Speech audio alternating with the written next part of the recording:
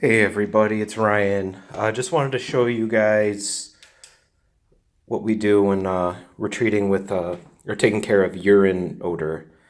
So I'm just going to move my ultraviolet light here. This is specifically tuned to find pet urine. As you can see, those little things here glowed. Look at that. Some spots there.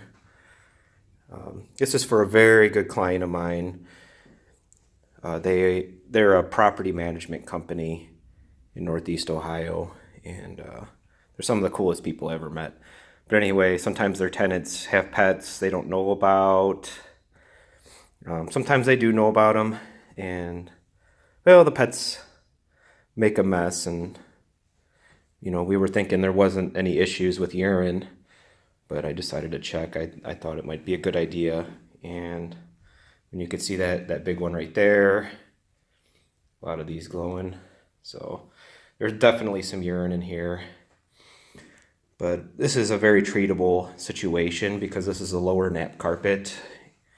And I got the tools for it, as you know. But yeah, I just wanted to show you kind of what shows up under the light.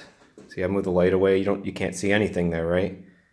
Move the light back, off, nothing. Look at that. Pretty neat.